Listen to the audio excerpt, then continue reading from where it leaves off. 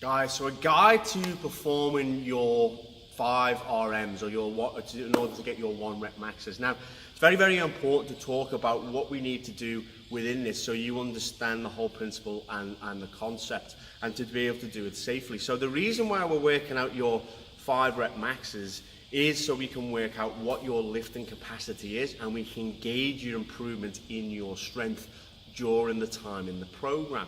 Now, it's important to be able to do this so you've actually got markers and you can see how you're progressing, and we're not just guessing about this, that we've actually got data behind it. The reason why we don't go to a 1 rep max is because it can become very dangerous to be able to be lifting something that you can only lift for 1 rep.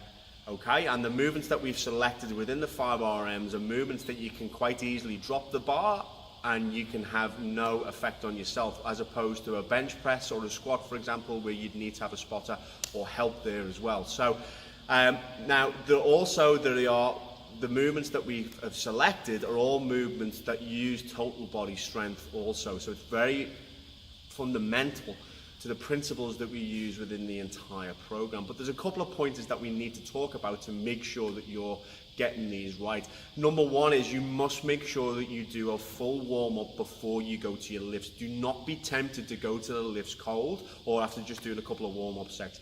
Get your brain primed, get your joint systems primed, get your neural system firing before you go on to actually doing the lifts themselves. So spend a good 5 or 10 minutes in your mobility drills, doubling them up if you need to make sure that you really warm before you come to it.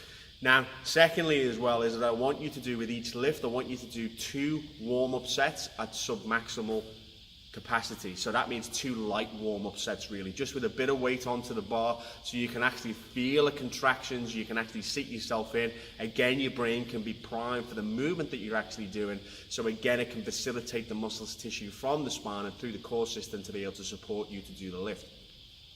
Number 3 is your form. Whatever lift that you are doing, you've had extensive video behind you to show you the correct form to utilize.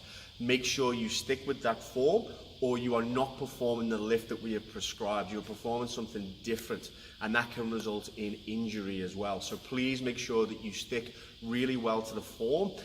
Buy a mirror if you need to, video yourself if you need to one side so you can see your own performance and whether you're actually performing the lift as we have instructed within the videos. Oftentimes when we do this, we can often do it and it might feel to us that we're doing it as the best that we can, but we are not when we look back at it, or we have a spotter, or we have someone that's actually watching us, or a camera that we've set up, just a video camera to one side or off your phone, where you can actually view yourself. Please remember, number 4, leave your ego home.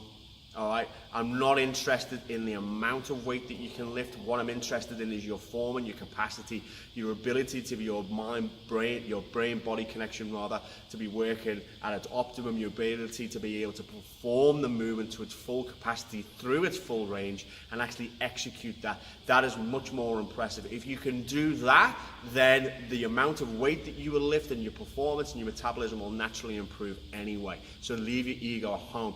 Number 5 is when you come to do this, when you're doing your 5 rep maxes, you want to perform between 2 to 3 sets at that weight to get it. So your first set you'll probably perform the 5, but it'll be, okay, I can perform the 5, but I can do more. Second set, you'd load a little bit more weight onto it, come to do them again. You might get 5 sets out, but you know that you're approaching towards your maximum. Your third set, at the end of that, 3, 4, and 5, if you can get it, should be a real struggle. Then you know towards the end of that you've really got towards what we call your 5 rep max capacity. Now in the spreadsheet that we've supplied, if you click on the link, you'll be able to see that if you put in what you've lifted on each one of those lifts, it'll automatically work out what your 1 RM is from there. And then when you go into your sessions, it's going to be easy then to figure out what weight you need on the bar for that particular lift within that particular session. And then the last thing I want you to be aware of here is, as I said to you, within the construct of this, it's quality over quantity, it's safety first. I don't want anyone getting injured. I don't want anyone feeling that they've got to lift heavy with this. All right, the most important thing is you lift what's relevant for you. and that you develop your capacity, you develop your movement structures, you develop your form.